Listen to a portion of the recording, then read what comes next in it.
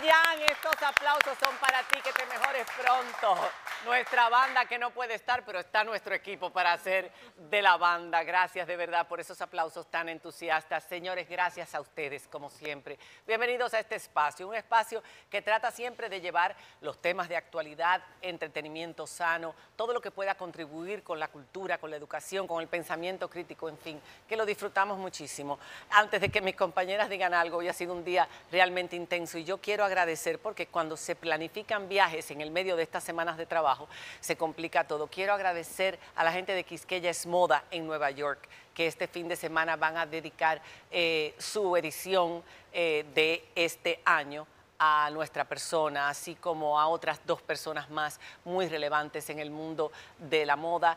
Y no sé por qué en el mundo de la moda me escogen a mí. Yo me imagino que tiene mucho que ver también con la trayectoria que llevamos todos estos años. Pero gracias por la invitación. Me voy el viernes y vuelvo el domingo, o sea, para poder estar con ustedes y no dejar a la compañera. Ay, felicidades, María Cela. Que tú no sabes por qué te escogen a ti, pero por Dios. Bueno, una larga trayectoria, además una conocedora del mundo de la moda, María Cela. Ay, para Dios. nada, yo por no Dios. conozco. Mira cómo anda la pobre María Cela, sencillita, no sabe nada de moda, es una cosa increíble. No, de verdad, no. Sé cómo llevarla, pero no sé de moda. Bienvenida, Diana, ¿cómo estás? Hola, hola, muy bien, qué bueno estar en compañía de todos ustedes y no te sorprendas, María Cela, que te escojan por algo así, pero por favor, ojalá todo el mundo, ¿verdad? Tener el garbo y la elegancia. Miren, esta semana, la verdad que ha sido intensa con el tema de la reforma fiscal y entonces hoy tenemos un invitado de lujo porque vamos a hablar con el director de presupuesto. Entonces, tenemos muchas preguntas para él, las preguntas que quiere la gente, que quiere saber la gente. Invitamos también a que nos escriban a través de la cuenta de María Cela en Instagram y en Twitter, porque en un ratito les estaremos haciendo sus preguntas. En un ratico que se volvió nada, porque ahora mismo le damos la bienvenida al director general de presupuesto, José Rijo Presbot. Bienvenido, gracias por estar con nosotros, José. Un placer, un privilegio. Un honor. Un gusto. Igual. Tres mujeres a las que muchos funcionarios dominicanos de nuestro gobierno les temen. No sé por qué. ¿Sí? ¿Sí? ¿O no, Diana? ¿O no, Diana? Bueno, es que, pero a Presbot lo conocemos hace mucho tiempo y él sabe que todas las preguntas las hacemos en el mejor interés de la población. Indudablemente, yo estoy convencido. El hombre que maneja los cuartos, como dirían en el léxico bien dominicano. Nosotros, por supuesto, vamos a hablar de todo el gasto, pero el gasto precisamente es la razón y el objetivo de esta ley de modernización fiscal que fue propuesta por el Poder Ejecutivo y por el equipo económico del gobierno hace unos días y que ha levantado una polvareda de objeciones por parte de todos los sectores. Se esperaba. En el 2021, cuando el presidente hizo el amago, porque fue casi un amago, él no llegó ni siquiera a presentar la propuesta de reforma fiscal, todos salimos cómo va a ser, si estamos saliendo de una pandemia, imposible con la carga que hemos tenido en este año 2020, que ahora en el 21 empiecen con este tema. Y él echó para atrás, porque él se ha caracterizado por ser una persona que escucha. Por eso, cuando nosotros vimos lo que se propuso en la reforma fiscal, nos llamó, en la ley de modernización, nos llamó mucho la atención que se tocara sectores que para este gobierno son niñas lindas, como por ejemplo el Confotur de Pedernales o el Confotur de Punta Bergantín, los desarrollos en sentido general de esos proyectos que son tan importantes para el gobierno. Yo quería, primero empezando, se está hablando de que se van a recaudar 122.000 millones de pesos que se van a dedicar a varios sectores, que los vamos a mencionar, pero como usted es el que maneja los presupuestos y ya estamos próximos a presentar el del año 2025, ¿está considerada esta recaudación dentro del presupuesto para todos estos proyectos que dicen que son tan necesarios para este país, que sabemos que lo son y siempre lo han sido? ¿Está considerada? Y si está considerado el hecho de que se pueda echar para atrás y ese 1.5 que se va a recaudar del PIB quede en muy poco, que se dice incluso que es insuficiente. Bueno, un placer de poder... ¿Ves por qué es que le tienen miedo? A veces uno empieza como muy fuerte, ¿no? No, con dos precisiones. El El 27 de septiembre pasado se depositó, conforme al mandato, mucho antes del mandato constitucional de que debe presentarse el proyecto de ley de presupuesto general del Estado del 2025, en la Cámara de Diputados. 27 de septiembre ya el proyecto del 25 está en la comisión que está discutiendo en la Cámara de Diputados de la semana antepasada. Y lo segundo es que ese proyecto de ley no contempla la reforma. ¿Por qué? Porque uno de los principales instrumentos, digamos, requisitos para hablar de pacto fiscal en la República Dominicana tenía que tenerse una ley de responsabilidad fiscal. Y esa ley de responsabilidad fiscal ordena que los gastos primarios de ingresos corrientes y de capital no pueden incrementarse más de un 3%, más el 4% de inflación, más la inflación que se estipule. Para el año que viene estamos contemplando un 4%. Y por lo tanto, los ingresos no dan para incrementar los gastos y solamente en ese proyecto hay un incremento de real y efectivamente un 2.7%. Esa es la precisión. Pero yo sí quisiera plantear algo. ¿Qué mesa es la que no cojea? Todas tienen un poquito de... No, hay una mesa que nunca cojea. ¿La de 4 patas? No. ¿Cuál? La de 3 patas. A ver. La mesa de 3 patas nunca cojea porque hay un axioma de geometría que dice que 3 puntos determinan un plano. Por lo tanto, esas 3 patas siempre van a estar en el mismo plano. Cuando tú agregas otra, ya hay varios planos que se han formado. Un principio, un axioma, geometría. ¿Cuáles son entonces esas 3 patas para que la economía, la sostenibilidad económica esté equilibrada? Esas 3 patas son ingresos, gastos y financiamiento. Si no equilibramos esos 3 componentes, esas 3 patas, la mesa cojea. Y por eso es lo del pacto fiscal. Y por eso es que hablamos de reforma fiscal y no hablamos de reforma tributaria. Porque la reforma fiscal tiene que ver cómo disminuimos la necesidad de endeudamiento del país. Cada vez que hay un préstamo, todo el mundo dice, hay otro préstamo más. Por lo tanto, los préstamos son producto de los déficits. Básicamente, es decir, como los ingresos son menores que los gastos, tenemos un déficit.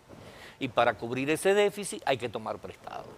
Pero ¿qué pasa al tomar prestado? Que tenemos que pagar esa deuda ¿Cuánto es lo que estamos pagando en el 2024 de todo lo que se ha tomado? ¿Cuántos miles de millones llevamos ya en estos 4 años? En estos 4 años se han pagado 6.900 millones de dólares de deuda de atraso. Una barbaridad. 6.900 millones. Y indudablemente, ¿se han tomado prestados? Unos 20.000 millones de dólares. Porque esos 6.000 son de deudas atrasadas. Atrasadas, claro. Porque hay que ir pagando, amortiguando. Para el próximo año tenemos 108.000 millones de pesos que hay que pagar. Esto que se va a recaudar, perdón, y que insista, esto que se va a recaudar, nosotros hemos hecho una mesa, hemos traído los economistas, aquí después hemos entrevistado a expertos tributarios y todos coinciden en que tal y como está planteado, el gasto a lo que se va a dedicar esos ingresos que se van a obtener de la población no incluye pago de deuda, pago de préstamos, pago de intereses. Fíjate, para disminuir la deuda tenemos necesariamente que poder disponer de recursos para no financiar las inversiones. Es decir, que yo tenga que tomar prestado para pagar la deuda, no que yo tome prestado para cubrir déficit. Ese es el gran dilema de nuestro país. ¿Por qué? Porque cada día el impacto más terrible es el de los intereses. Este año vamos a terminar pagando tal vez unos 198.000 millones de pesos de intereses.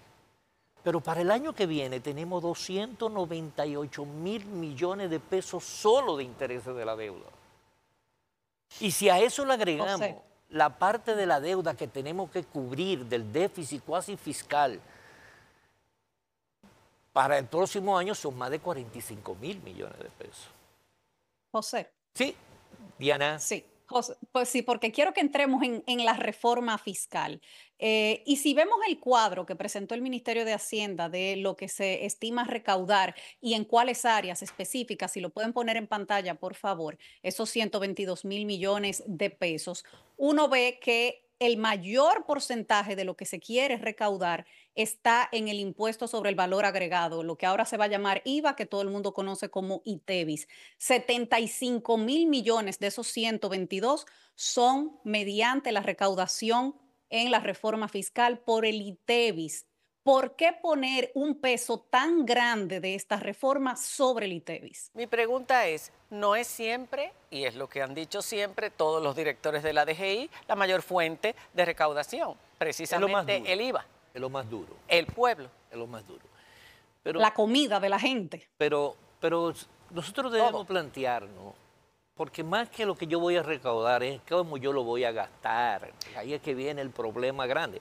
Y como nosotros, nuestra responsabilidad como órgano rector de los recursos públicos, no el que asigna, no el que maneja el presupuesto, porque hay una equivocación en este país. Todo el mundo cree que el presupuesto asigna recursos, no. Hemos creado una cultura de legalidad, en donde lo que no está en la Ley de Presupuesto General del Estado no existe. Y usted le puede preguntar a cualquier funcionario que sabe que cuando va a la dirección, dice, mira, yo lo tengo, si tú lo tienes, vamos a analizarlo. ¿Qué pasa con la rigidez del gasto dominicano, del presupuesto? Nosotros vamos a recaudar, estimado para el año 2025, digamos 118 pesos de impuestos. Vamos a recaudar 118 pesos por DGI y DGA. De entrada, 33 pesos son para educación. 30 pesos... ¿Donde sobra presupuesto? No, 33, donde sobra cada año. Pero para educación, 33 donde no pesos. se aplica ese presupuesto en su totalidad. Pero 33 pesos para educación, para el sistema, porque aquí estamos incluyendo al Ministerio de Educación Superior, ahora, Ciencia y Tecnología. Es decir, no es que se están fusionando los dos ministerios, sino que el presupuesto de educación de los dos es 33 pesos. 30 para intereses, 25 pesos para los subsidios sociales, eléctricos, a los combustibles y las pensiones. ¿Cuánto van ya? Sí, está claro, José, que se necesita recaudar 88, más. Mi pregunta es, ¿por qué poner el peso de eso sobre el ITEVIS? Van 88, el impuesto al consumo. Porque yo quiero que lleguemos ahí. Van 88. 88. Tenemos que darle 4 pesos, 15 pesos a la salud. A la salud son 103. 4. A la atención primaria, sobre todo, que es tan importante. No, ahí no está el dinero. Para la atención primaria, alrededor hay de unas 950 unidades de atención primaria. Se necesitan 2.000. Y una atención primaria mensual se lleva 340.000, 350.000 pesos. Es decir, que para poner las 2.000, nosotros las 1.000 tendríamos que buscar 5 o 6.000 millones de pesos. Nada más para todo el sistema de salud, 15 pesos. Y 4 pesos para el Banco Central. Y 2 pesos con 60 centavos para los ayuntamientos. Que no reciben prácticamente nada de lo que está en la ley. Pero sí, yo creo hay un consenso, José, en que es necesario recaudar más y que la reforma es necesaria, pero ¿por qué poner el mayor peso sobre el ITEVIS, que lo paga todo el mundo, la clase media, la gente cuando va al supermercado? ¿Por qué poner la mayor carga ahí, en eso específicamente?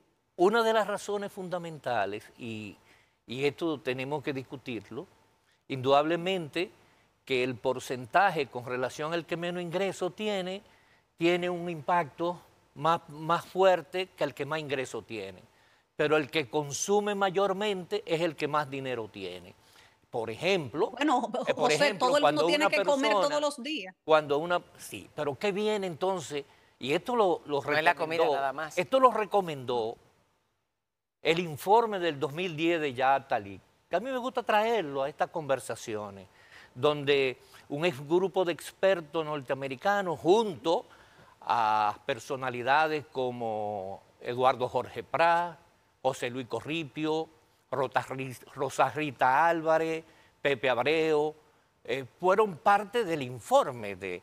¿Y qué dicen? Bueno, hay que subir eso y tener una compensación a los más vulnerables, a los más pobres. Por ejemplo, ¿cuántas raciones diarias de alimentos se le entregan a los más pobres? Por el comedor económico, 120.000. Y por el plan social, unas 80.000. En todo el programa de alimentación escolar de los niños y niñas cubierto por el INAVIE, es para la gente que va a las escuelas públicas. No, y se ha dicho... Y le disminuye en un 70% el gasto de comida. Y se ha dicho que se va a aumentar la tarjeta Aliméntate, que impactará 1,6 millones de hogares, que se va a aumentar el sueldo mínimo de 10 a 15.000, pero... a propósito de eso mismo... Es decir, pero entonces aquí, indudablemente, que tenemos que mejorar el desarrollo económico para la distribución de la riqueza. A propósito de la distribución de las riquezas, que uno de los objetivos que persigue una reforma, República Dominicana tiene años y años creciendo económicamente, más de 5 puntos. Sin embargo, esa desigualdad parece ampliarse y mantenerse. Así es. Se busca esa distribución de riqueza, sin embargo, para la sociedad y los analistas, esta reforma va sobre los hombros, como pasa tradicionalmente, de la clase media. Hay compensaciones para los menos favorecidos, pero nos gustaría saber cuáles serían las compensaciones, que no sea a nivel de infraestructura cuando se invierta, de la salud cuando se invierta, sino en la propia reforma. ¿Cuáles serían las compensaciones para la clase media? Y también ahí mismo me gustaría saber, ya el presidente ha dicho que están dispuestos a cambiar lo que haya que cambiar y van a hacer las vistas públicas. Desde su perspectiva como conocedor, ¿cuáles son esos puntos que ameritan ajustes según usted? Mira, la discusión, como lo ha dicho el presidente, está en el Congreso. Todas las discusiones se están dando en medio del poder que real y efectivamente tiene la decisión final de aprobar la ley. Un Congreso que demuestra cercanía y voluntad de escuchar a la gente. En el año 2004, el expresidente Leonel Fernández sometió una reforma fiscal, yo no sé si ustedes la recordarán, donde se subió el ITEVI de 12 al 16, se subió el impuesto sobre la renta. ¿Y cuántos senadores tenía el PLD y Leonel Fernández en el Congreso? Era un senador. Y en menos de mes y medio el Congreso opositor le aprobó. Usted le está hablando a la oposición para que se tranquilicen. No, se lo aprobó. Pero lo que ella está preguntando es cuál sería la compensación para la clase media, que es la que... Ok, todo eso, si tuviera educación de calidad gratuita, si tuviera salud de calidad gratuita, si tuviera transporte de calidad, que no tuviera que buscar un financiamiento para comprar un carrito porque puede moverse para ir a su trabajo sin tener que gastar ese dinero, entonces usted le dice, le voy a subir para poder incrementar esto para mejorarlo, pero nosotros sabemos que eso va a tomar mucho tiempo en República Dominicana. ¿Qué pasa con la evasión? ¿No se puede atacar más la evasión? Aquí estamos hablando de que se evade en República Dominicana con el impuesto sobre la renta de personas jurídicas, con los empleos informales que son más del 60% y no hay manera de llamar a más gente a formalizarse con esto que está complicando hasta cierto punto e incluso el sistema tributario. No, para nada, para nada. No tenemos muchos mitos en la República Dominicana sobre la economía, sobre los impuestos, sobre... Tú dices evasión. Bueno, evasión. ¿Cómo se puede explicar que una persona con un ingreso de 100.000 pesos pueda comprar un vehículo de 3 millones de pesos financiado? Es lo que decimos. No, financiado, 3 millones de pesos, que paga alrededor de 60.000 pesos mensuales, un apartamento que paga de 10, 8 millones de pesos, y tú dices, ¿qué pasó? Exacto. Pero ¿quién es que lo está comprando? Es decir, ¿quién es que ha podido con su esfuerzo hacer un ahorrito e iniciar ese proceso de compra con un ingreso de 100.000 pesos? ¿Por qué? Aquí 89.000, menos de 90.000 personas físicas, pagan impuestos sobre la renta. Y deben ser más. Claro, la estrategia, digo, la ley, el Código Tributario actual ordena que todos los ciudadanos todas las personas deben hacer declaración de impuestos sobre la renta. Se está buscando el registro de contribuyentes precisamente para eso. Para eso. Para justificar. Y además, que eso, con ese registro de que la persona pues, haga su declaración como persona física, va a tener posibilidad de acreditar lo que paga. Por ejemplo, cuando usted va al supermercado, ¿qué es lo que le preguntan? ¿Con comprobante fiscal o sin comprobante fiscal? Y siempre tiene que haber un comprobante fiscal. Uno es del consumidor final y otro es el de crédito fiscal. Entonces, si yo hago declaración de impuestos sobre la renta y doy mi RNC, yo puedo deducir esos impuestos cuando hago mi declaración de impuestos sobre la renta. Porque aquí hay mucha formalidad y mucha informalidad dentro de la formalidad. Se busca con eso, a propósito de lo que Diana preguntaba. Diana decía, ¿por qué el ITEVIS? Y aquí nos han dicho que eliminando las exenciones en el ITEVIS iban a permitir que hubiera el tráfico, el cruce de información para aminorar o reducir la evasión. ¿Cómo se va a lograr eso? ¿Y por qué entonces? Porque caramba, para la gente lo que dice es, ok, me va a aumentar el supermercado, pero me va a aumentar también la vivienda, porque voy a tener que pagar, que vamos a hablar del IPI si nos da tiempo, pero ¿cómo se va a lograr ese cruce de información? ¿Cómo se logra para que nosotros podamos entender? ¿Y por qué entonces no se redujo un poco el ITEVIS como se había pensado? Se va a ampliar la base, vamos a reducir entonces el ITEVIS o hacerlo escalonado. Todos estos años hemos estado hablando de la necesidad de hacer esta reforma, de que hay que eliminar las exenciones. ¿Cuáles exenciones hay que eliminar? ¿Cuáles exenciones? No, que representa el 4.6% del PIB, pero el 50% es ITEVIS. El otro por ciento importante tiene que ver con el derecho a la propiedad. El turismo, el cine, pero todo se necesita mantenerlo ahora.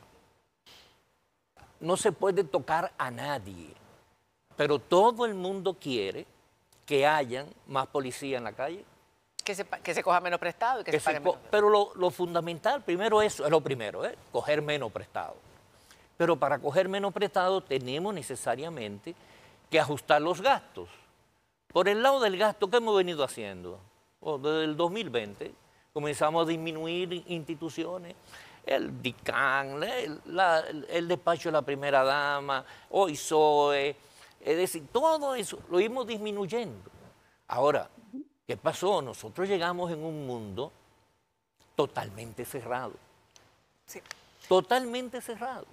Y tuvimos que hacer un esfuerzo para volverle la confianza a la gente, ejecutando un gasto prudente. Eliminamos el peaje sombra. Sí.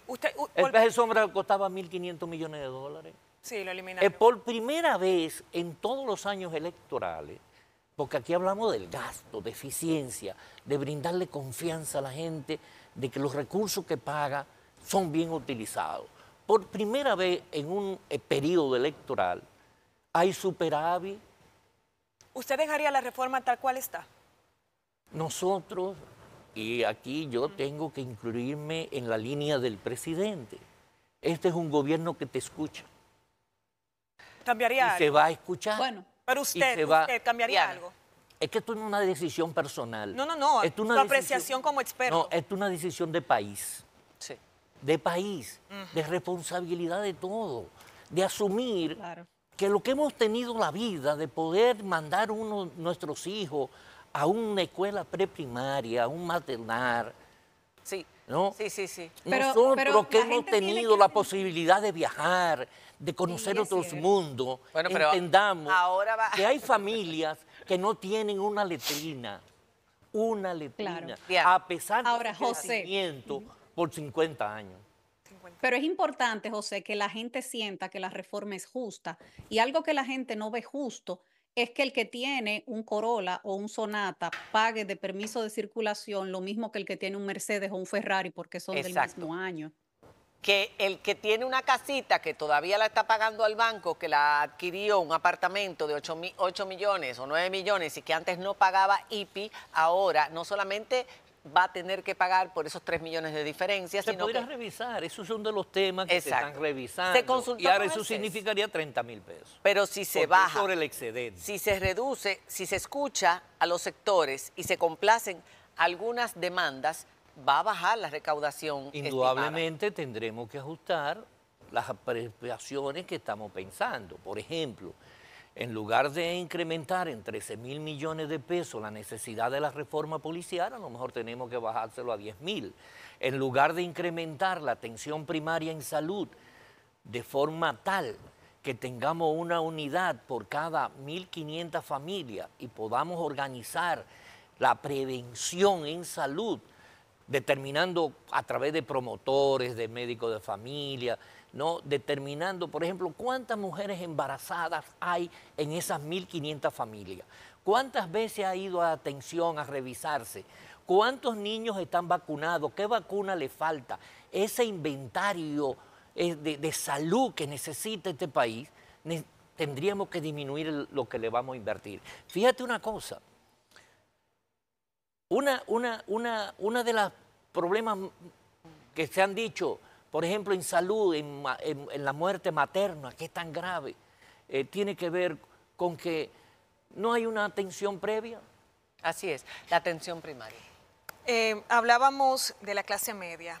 Tendríamos que disminuir también la inversión en todo lo que tiene que ver desarrollo energético, tendríamos que disminuir el cumplimiento. Todo eso es necesario, evidentemente. Todo eso es necesario. ¿En qué tiempo de recaudarse lo que se propone con esta reforma fiscal, en qué tiempo podría ver la clase media esa mejora en las infraestructuras, en la salud, en la educación, en fin, en todo lo que se ha propuesto como inversión para realmente sentir que de alguna manera valió la pena esa reforma fiscal? Es un proceso largo, aquí tenemos... Según las estadísticas, las proyecciones. Tuvimos 10 años sin hacer la reforma que había que hacer. Sí, es cierto. Ha sido valiente, ha sido valiente. Entonces, ahora... Eso va a tomar tiempo. ¿Y por qué no se hacía antes? Porque había... La popularidad, etcétera. Eso pesa a la percepción de la gente, de... El deseo de seguir en el poder. En definitiva, era por reelección. Exacto. Por reelección. Sí, claro. En nuestro país. Pero el presidente no se va a reelegir, entonces no tiene la valentía. No tiene esa presión. Tiene la valentía y la responsabilidad de hacer la reforma. Hay que decir algo. No la reforma, miren, si no se hace ahora, hay que hacerla. Si no se hace ahora. Estamos de acuerdo en eso. Será peor. Y lo que usted ha logrado, porque es que no vamos a poder tomar prestado.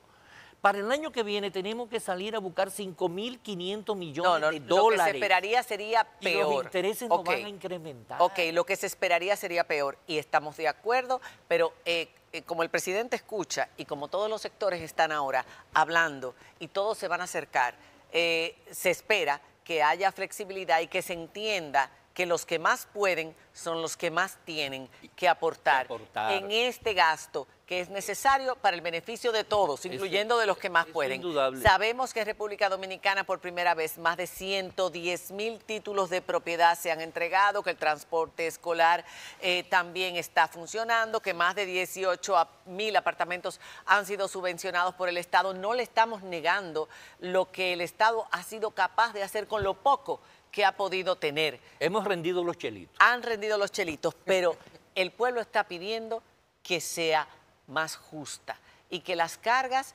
vayan a donde tienen que ir. Tengan la seguridad. Y no estamos hablando solamente de la clase baja, estamos hablando del sector productivo más potente, que es la clase media. No estamos hablando tampoco de la clase alta y de las grandes empresas, que esas siempre, y lo sabemos, es difícil que evadan en algunos aspectos. Es difícil, pero lo hacen también. La corporatividad de este país es muy especial. Así es. Aquí todos los sectores están en todos los sectores. Se consensuó con el CES antes de, porque la Constitución lo dice, que el CES está para todos estos temas que tienen que ver económicos, laborales, etcétera, del gobierno. Eso es lo que dice la Constitución. Mira, el Consejo Económico y Social indudablemente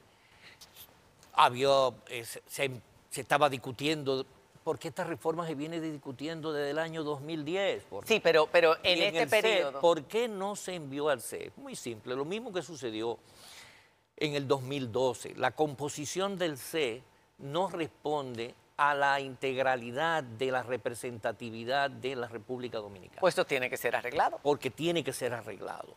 Y ahora mismo hay una disyuntiva de que había que discutirla en el Congreso. El dueño de los recursos públicos es el Poder Legislativo. Fíjense que nosotros, inclusive se dice, no, que hay que reducir el dinero. No se pedía que se eliminaran las exenciones a los diputados y senadores. Pero ahí está el barrilito, Ahí el está cofrecito. contemplado. No está contemplado ni la reducción del barrilito, ni del cofrecito, ni de las exoneraciones, ni de diputados, ni de senadores. Es que hay un principio de lo que es la administración financiera del Estado, descentralización normativa y descentralización sí, pero operativa. Caramba, son PRMistas la mayoría. Mira, al Congreso le corresponde por ley unos 16.000 millones de pesos. Porque este país está regido por una terrible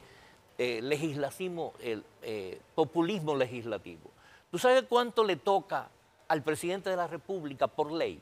56.000 millones de pesos. Para el fondo. Y nada más tiene 4.600. A discreción. A los ayuntamientos habrían que darle 120.000 millones y apenas tienen 26.000. Al Congreso habría que darle 16.000 y tiene 8.000, la mitad. Es decir, que hay un esfuerzo por eficientizar los recursos para... Ahora, es un proceso largo, porque la deuda acumulada no es nuestra. Ya quisiéramos tener un programa completo. José, en estos días ha habido cacerolazos, mañana hay manifestaciones también convocadas similares, y tú estás ahora como director de presupuesto, pero tú has estado en la acera opuesta en otros momentos de tu vida. ¿Qué tú piensas cuando ahora los cacerolazos se los hacen a ustedes? Mi hashtag era el derecho a saber. Mi hashtag ahora está en lo institucional, en la DIGEPRE-RD. Los invito a que inviten ahí. Y ahí todos los martes, ayer comentamos, 206 semanas consecutivas para la transparencia, que era lo que yo denunciaba y era lo que yo decía. Y es lo que está ofreciendo. Y ahora lo estamos dando en la institución. Y es el derecho a la población, a la democracia. Lo único que tiene que haber es respeto a la institucionalidad. No, nadie dijo que iba a ser fácil. No es fácil. Y no va a ser fácil.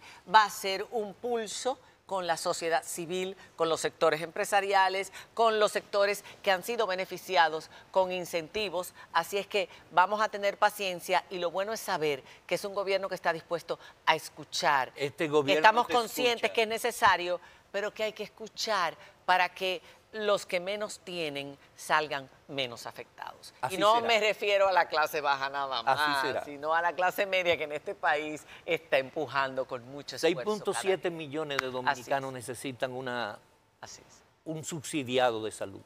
Así es. Gracias, José, por haber estado ustedes. con nosotros. Fuerte aplauso. Hacemos una pausa y regresamos en un instante. Ya volvemos.